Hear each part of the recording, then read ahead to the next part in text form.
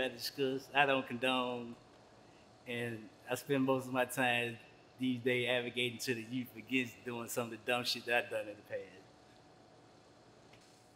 My name is Rodney Jones, also known as Baby Stone. Uh, I'm a three-time convicted felon. I've been convicted for murder, uh, convicted felon with firearm, and conspiracy to sell marijuana. I did 7 years in prison for murder.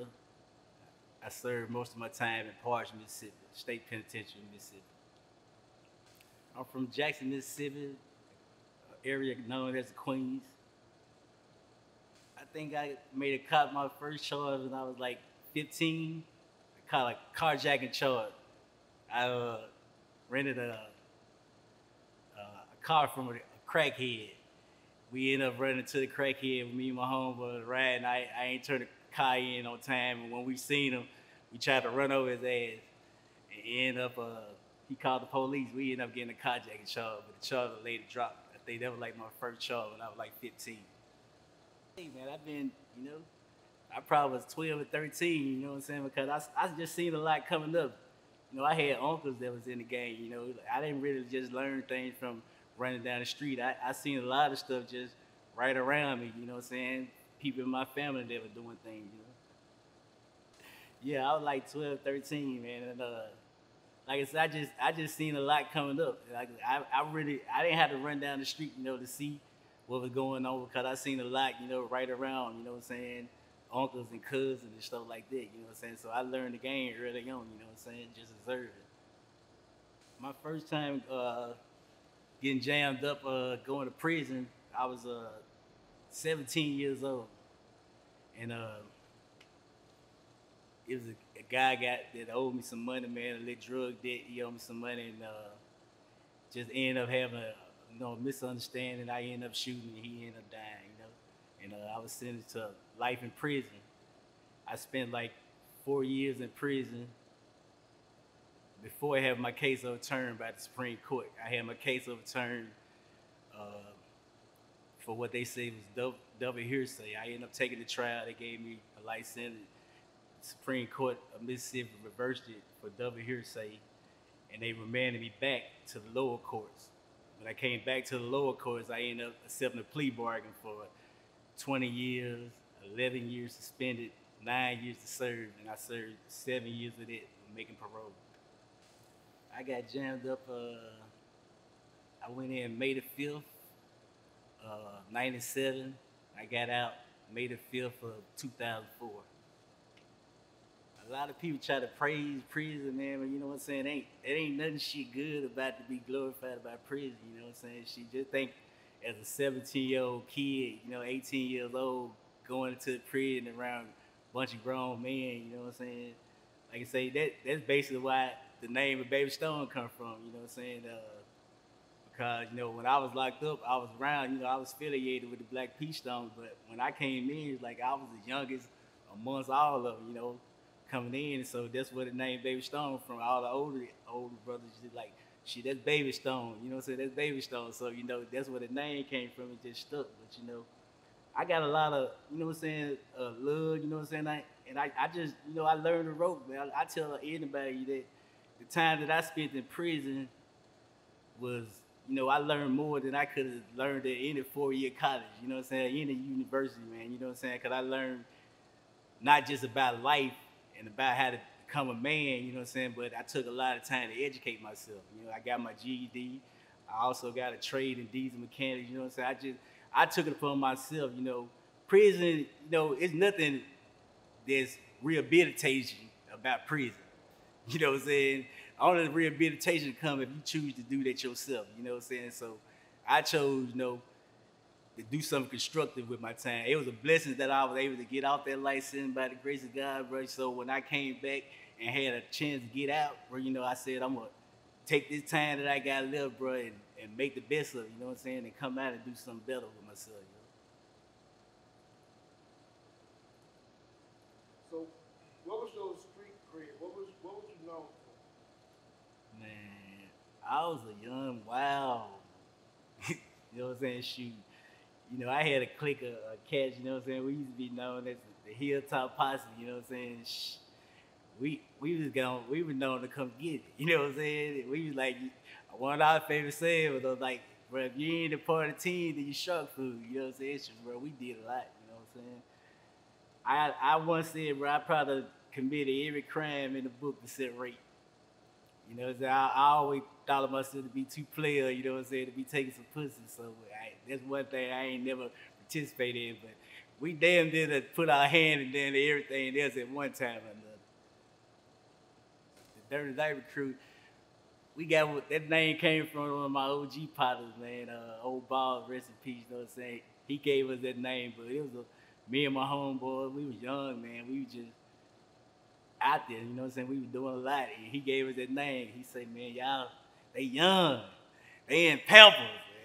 And they dirty. You know what I'm saying? So he just came up with the name, the Dirty Diver Gang. He used to call me Babyface Nelson. You know what I'm saying? He said, ain't got a string of hair in his face. You know what I'm saying? He said, you look like a baby face, but he's a straight killer. You know what I'm saying? But he was like, that's what the name is called. He just told me, that's Babyface Nelson and the Dirty Diver Gang. It just stuck, you know, to this day.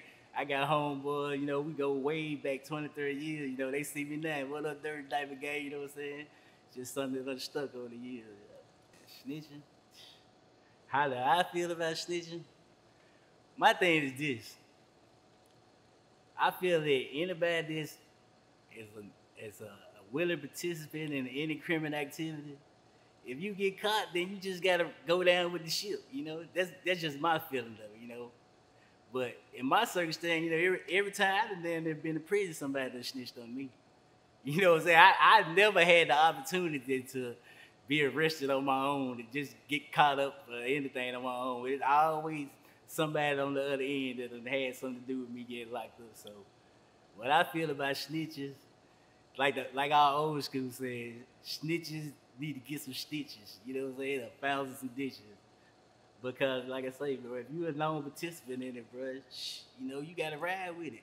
Shit, you know, it's all fun and game when the money and the women and the motherfucking trips, yeah, when all that's going on, it's all fine and dandy, but now you want to escape when the trouble comes. No, that ain't how the game go, you know what I'm saying? And that's why the game is really fucked up. That's why anybody that's smart these days know to stay the fuck out the game, you know what I'm saying? Because these niggas don't care. These days, they say, why do 10 and you can tell them free? And they mean this shit. Bro, I just went to Rankin County, you know what I'm saying, a few years ago on my last charge on the conspiracy to sell the marijuana charge.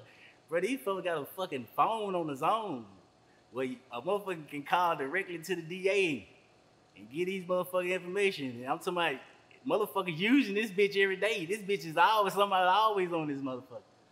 Bro, that's just how serious the game is, brother. You know, it ain't no laws in this shit no more, bro. I started in the music game from my homeboy Rocky. Rest in peace, you know what I'm saying? My homeboy Rocky, you know what I'm saying? He was doing the music. And me and him, we both had did some time. I think when I got out, he got out like a couple days after me. He did like 5 years on some charges. And we ended up bumping into each other at the probation office. And he was telling me that, you know, he was getting back into the studio and all that. So we just end up, you know what I'm saying, linking up. He was going to Yazoo to the studio.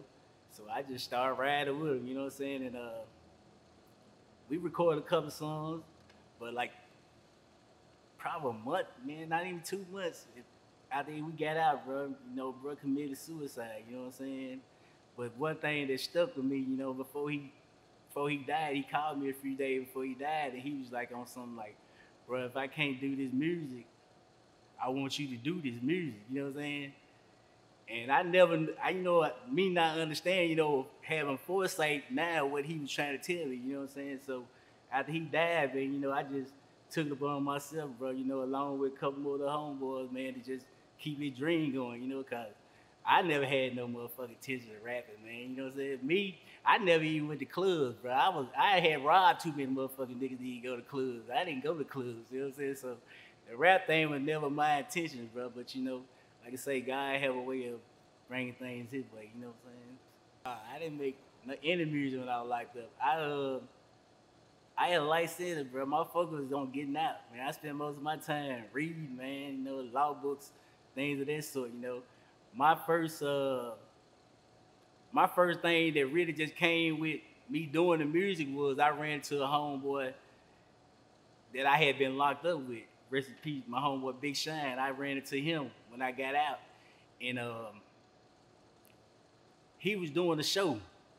And he was like, bro, I got a show with Young Buck. He was like, bro, you want to be rapping and stuff out? And I just told him, yeah. You know what I'm saying? And he was like, yeah. I was like, yeah. And he was like, I'm doing the show with Young Buck. And Primo was coming up in a couple weeks. He was like, bro, you know what I'm saying? You got a song or not? I'll put you on the show. So I'm like, fuck it. You know what I'm saying? I was like, just do it. And we went to the studio. Went to Yazoo to the studio and did my first song that I ever recorded was Catching Cases. We did Catching Cases, which was a song about niggas getting locked up. You know what I'm saying? We did a song called Catching Cases, and I had an intro that was like a Baby Stone intro, and it was like B-A-B-Y Stone, just saying my name in the intro. But yeah, we did the show, man, and I had to holler at one of my homeboys that was locked up in the county, bro. Got me some real live county jumpsuit, the gold ones. Put CBO convict on the back of the motherfucker. We went to the Walmart, goddamn, and bought bottles, and put Remy in these motherfuckers, threw out to the crowd. It turned out well, bro. Just from that night, bro. Just the response that we got from that night just had me like, bro, man, we really can do this shit. You know what I'm saying? And it just took off from there, bro. Yeah, I had to file an appeal on the case. My appeal actually, man, and my lawyer was actually telling me this because at the time, any appeal that you filed in the state of Mississippi took anywhere from 2 to 3 years to get a response on it. And my case got a response in 18 months. And they reversed it and remanded it. And my lawyer, he was like, man, that's unheard of. You know what I'm saying? But it was like, it was just clear cut, you know, the error that the court had made, you know what I'm saying? So they reversed it. And that was a blessing to me, you know what I'm saying? That was a blessing. What was the error that the court had made? The error that the court made on the case was a double hearsay clause. And if you research in the law about double hearsay is like me telling you what somebody else told me. You know what I'm saying? So it was like in the situation where the guy that had been shot was being asked questions, and he was told them that I was supposed to have been the shooter. But the person that was actually asking him the question wasn't present in court. They had another party that was there, but he wasn't talking to her. They had her in court, and she was testifying that he told her that I was the one that did it, but he never spoke to her. So that was like double hearsay. You can't allow someone to testify to what someone else said. Because you know how stories is. I can tell you something, by the time it get down there, that shit done changed 1,000 times. You know what I'm saying? So that's basically what happened. You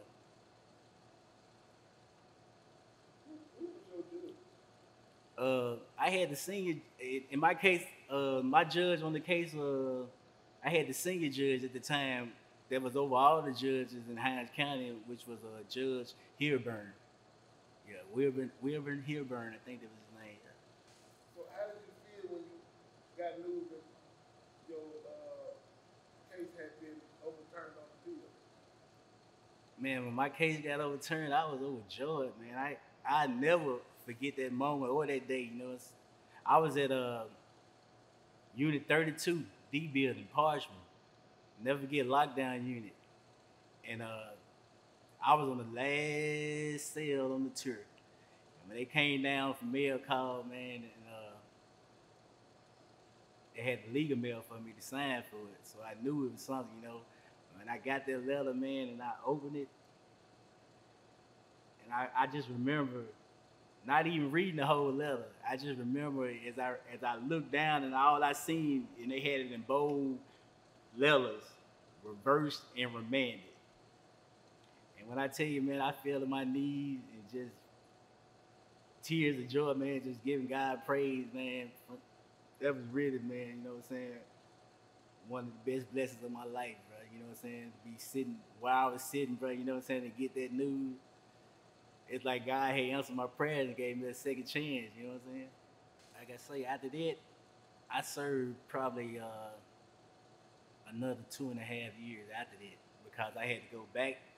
I had to come back. Well, they kept me in Parchman for probably, man, another 4 or 5 months before they even brought me back.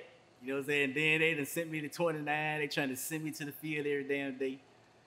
I went to the field a couple times, just go out there and holler at my homeboy Nuki. You know what I'm saying? Go out there, he might send a letter, man, come out here and holler at me. I go out there and holler at somebody. But I wouldn't read that shit, bro, because I knew I wasn't supposed to be there. You know what I'm saying? And every morning I wake up, they hollering out, fall out for fill out. And I'm looking at these folks like, y'all actually want me to go to the fucking field. I ain't supposed to be here. But I refused to go. And every morning, Lieutenant, I never forget, Lieutenant named Lieutenant Miller, he had an RVI, and he had been on the road to RVI out the day before. Cause he already know the next morning I'm finna refuse to go to the field out. And he'd make a joke. When I come down, he was like, one way, he was like, well, if it ain't the free man in the penitentiary, you know what I'm saying? But I'm like, bro, you can say what you want to say. I know I ain't supposed to be here, you know what I'm saying? And I ain't going to your field to pick up no okra, no cotton, none of this shit y'all got out there. But yeah, I stayed in like 4 or 5 months, man, before they finally came and got me. They brought me back, and I stayed in the county a couple months, and they took me back and offered me that plea. They came to me like, man, you know, my lawyer came to me. I didn't even know I was going to court. At the time when I left the county jail the first time, they didn't have a courtroom inside the county jail in Raymond. But when I came back, they had courtrooms inside the jail. I didn't know this shit. So they brought me around. I'm thinking I'm going to medical, but they actually were bringing me to court. I didn't know. And my lawyer ended up coming out. He like, look, you're supposed to go to court today. Except, you know, they offer you a plea. You know, like, this is the plea. You can either accept this Friday. Like, you can accept the plea today, or we go to trial Monday. So when he told me what the plea was, he said 20 years, 11 years suspended, 9 years served. Like I said at the time, bro, I almost did damn near 5, you know what I'm saying? Run it, you know what I'm saying? I'm like, run it, you know, so shit. That's what I did. I signed that day, went in the courtroom. The family was already there. His sister got up, the victim's family got up, did their impact statements and all that. And shit, I took the time. They sent me back up the road. I think I got my out date. Soon as I got back, when they re-sentenced me, they sent me back through Rankin County, back through classification. And when I went back through quick bed and all that little process, I got a timesheet then. And they let me know that my early release date was May the 5th of 2004. Quick bed is a warehouse of niggas where they put a bunch of inmates that come through classification. They put a bunch of niggas on the zone and you in here until they figure out what they gonna do with you. Man, when I got out, man,